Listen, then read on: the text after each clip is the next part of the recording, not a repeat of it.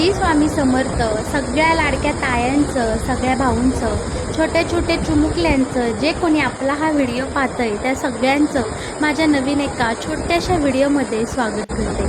बरं का, तुम्हा सगळ्यांना मी आवर्जून सांगते, आमच्या मावळ भागामध्ये इतकी अतिवृष्टी झाली, एवढा मोठा पाऊस झाला.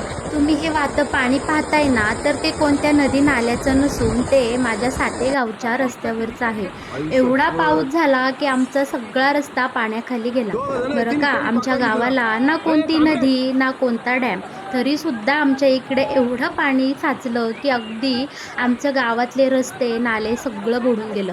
एक आहे आमच्या फाट्यावर, इकडे खापरे वडा वाहतो, त्या वड्याला एवढा पूर आला की त्या पुरामध्ये अगदी काही माणसं वाहून गेली. बरं का, सगळ्यात वाईट म्हणजे या पुराच्या पाण्यामुळे एक टेम्पोसुद्धा या पाण्यात वाहून गेला. नशीब कोणतीही जीवितहानी झाली नाही, पण खूप मोठं नुकसान इकडे आपल्याला पाहायला मिळतं. अनेक शेतकऱ्यांची शेती फुटली, बांध फुटले आणि या सगळ्यामुळे सगळ्यांना खूप मनस्ताप झाला. अजून एक सांगायचं म्हणजे हा जो टेम्पो दिसतंय ना, तो जुना मुंबई पुणे हायवे जो आहे ना, त्या हायवेवरचा आहे. माझं हे सातेगाव आहे ना, ते पुणे मुंबई हायवेच्या अगदी लगत चिटकून आहे. आणि तुम्ही पाहताय की हा टेम्पो म्हणजे ज्यावेळेस पाऊस पडतो त्यामुळे नेहमी वाहन चालकांनी लक्षात ठेवायचं, पुढं पाणी दिसतंय, मग त्या पाण्यामध्ये कशाला बरं या माणसाने टेम्पो घालायचा. पाहताय ना तुम्ही, त्याची एक चुकी त्याला इतकी नडली की अक्षरशः तो त्या पुलापासून बाजूला आला पाण्याच्या ओघात आणि तो टेम्पो गोल गोल गोल करून आता त्या वड्यामध्ये गेला आणि तो टेम्पो वाहून गेला. सगळी माणसं बघतात, व्हिडिओ काढतात, पण कुणाचीही हिंमत होईना की त्या माणसाला तिथे वाचवाय जायची. पाणीच एवढं आहे की कोण तिथं जाणार ना त्या माणसाला. त्यामुळे सगळ्यांनी आगाऊपणा करू नका. जिथं पाणी दिसन तिथं थांबा, पाण्याचा वेग पहा आणि सगळं म्हणजे थोड्या वेळात हे सगळं पाणी वसरणारच आहे ना, मग कशाला घाई करायची, कुठं जायची यायची. बघा बरं, त्या माणसाची एक चुकी त्याला किती नडली की अख्खाच्या अख्खा टेम्पो पाण्यामध्ये वाहून गेला.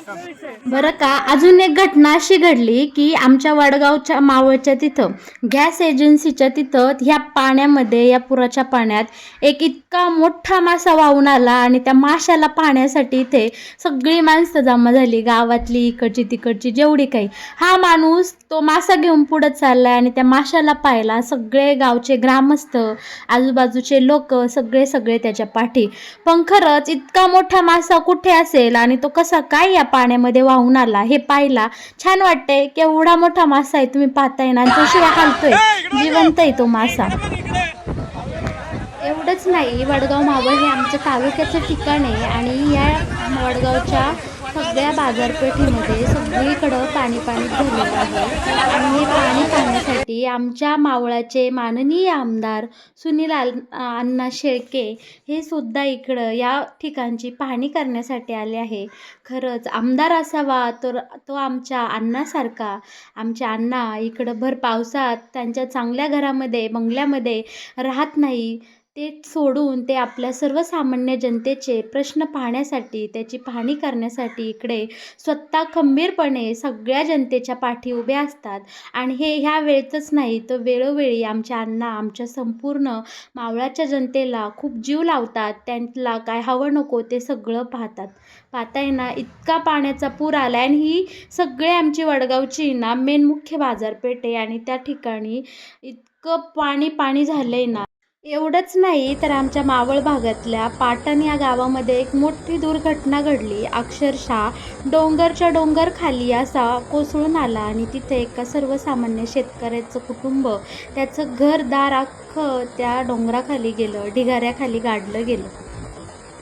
कधी कधी मनाला शांती देणारं, डोळ्यांना सुकावणारा हाच सुंदर निसर्ग त्याचं जेव्हा रुद्र अवतार धारण करतो, तेव्हा होत्याचं नव्हतं होतं हे सगळं आम्ही मावळकरांनी ह्यावेळेस अनुभवलं आहे.